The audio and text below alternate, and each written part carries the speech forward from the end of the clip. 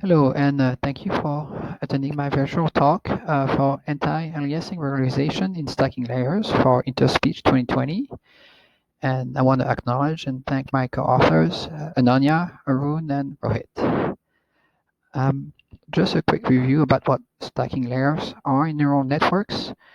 They're simply an operation that takes a sequence of vectors, of t vectors, and each vector has dimension d, and they stack one on top of the other. So, for example, they take the two x0 and x1 vectors and stack one on top of each other, and thus it reduces the number of time samples by 2 and increases the number of the dimension by 2 by a factor of 2. Why do we sometimes use stacking layers, especially for speech recognition? They reduce the number of frames to process, obviously, and so that reduces the size of the networks. And also, it could be seen as summarizing temporal dependence. So for speech, for example, the lower layers closer to the raw audio signal um, could have local features such as frequencies, the various frequencies of the speech. But as we go deeper into the layer, we summarize into phonemes that have longer durations, for example. Another topic that I would like to talk about is shift invariance. Now, I'll go back as to why it relates to stacking layers. But for now, shift invariance and why it is a desirable property.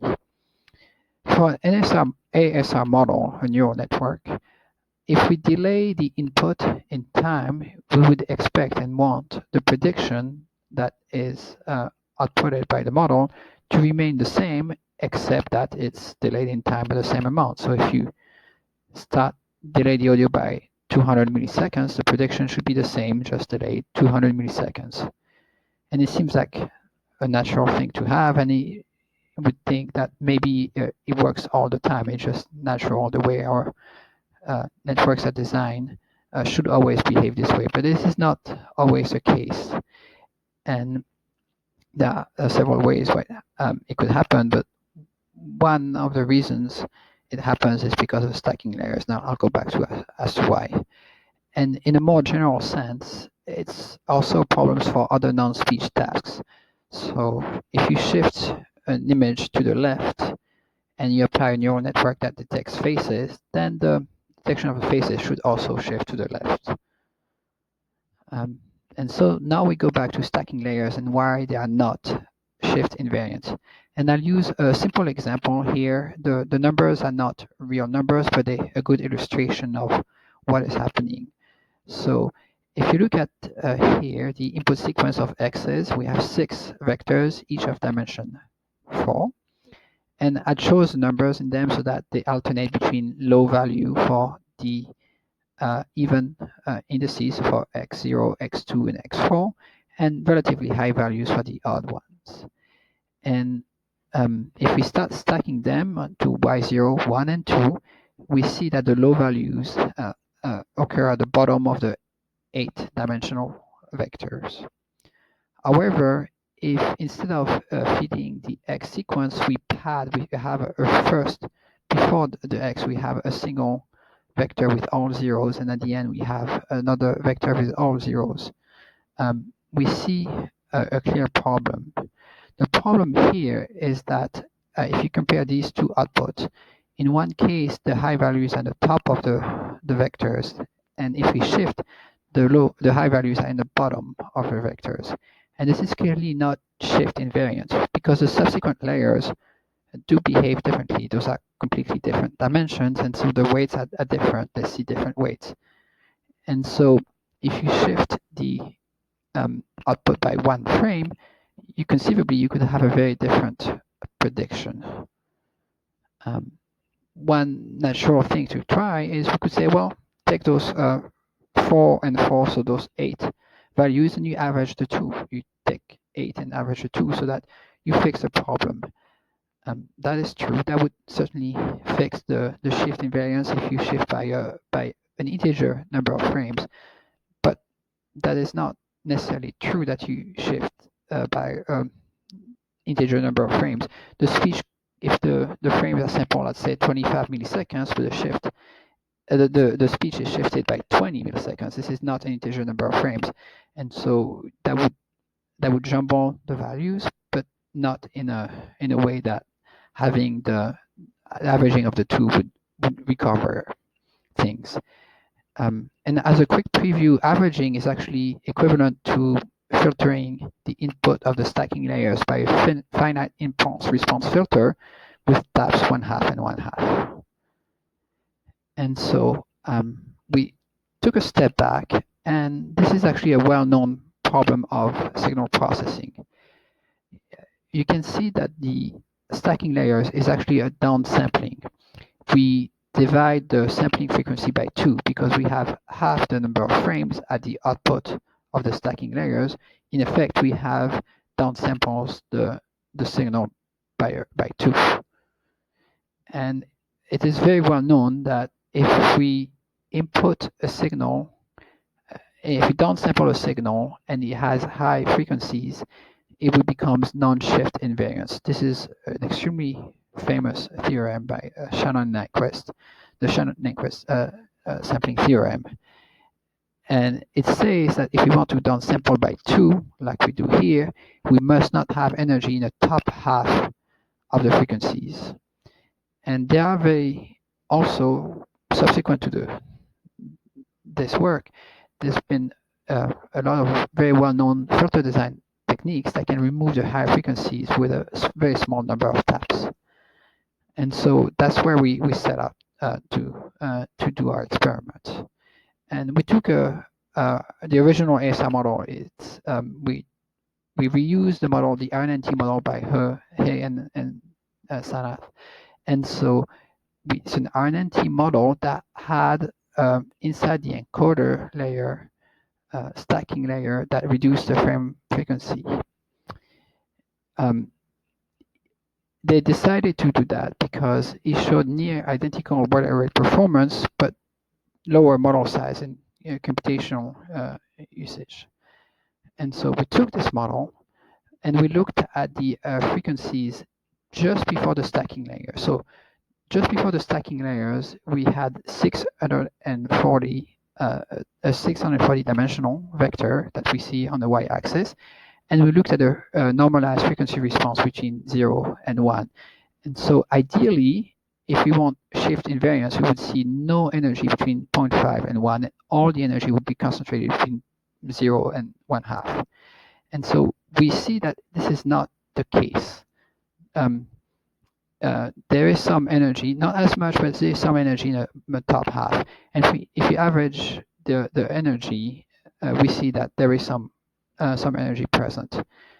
Conceivably, it was not certain to happen. It's possible that training the model could have resulted in a set of weights before the stacking layer so that there was no energy or very minimal energy in the top half of the frequency response. But we found that this was not the case in our model. And so we decided to remove those high frequencies. And to do that, we use we designed a very simple filter, RMS equiripple filters. And in the paper, and here I show the code, it's extremely simple. And it has 7 coefficients. So seven floating point numbers.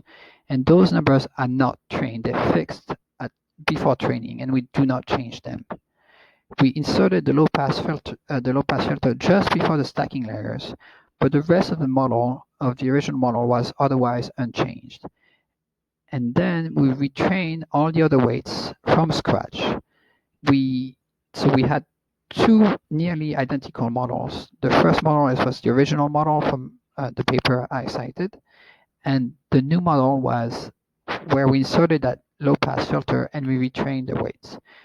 Same data, same number of epochs. And we looked at the word error rate on the base model and the one with our change. So we had a 0.1 absolute reduction in word error rate, which is fairly small, but it's only 7 taps. It's very, very teeny tiny compared to the size of the entire model. However, we wanted to know what happens under other conditions. And so what we did is at evaluation time, we introduced some white noise and we looked at the change in word error rate. So the white noise was not introduced at training, only at evaluation time. And we see here that our proposed model has a better behavior under noise. The word error rate does increase, but it does not increase as fast as in the base model. And as a matter of fact, the relative change, the relative difference in word error rate goes up. The gap gets bigger. Another test that we did is, once again, at evaluation time, we re-encoded the audio under various compression techniques, so MP3, Opus, or Mulan. This is very common on cell phones to improve latency and reduce data usage. And we see again here that we have a more robust model under unseen conditions. So those are, we think, good results, especially given that it's a very, very small impact in terms of model size. And so one reason why we think it's happening is that our approach is a form of regularization. The original model could have learned to remove those high frequencies because the stacking layer is in the middle of the encoder. The lower sections of the encoder could have decided, the weights could have been trained so that the high frequencies are removed, but that did not happen. And so, in a sense, the model was overfitting, using those high frequencies to make predictions when they should not have done so. By introducing our low-pass filter, we purposely remove those frequencies.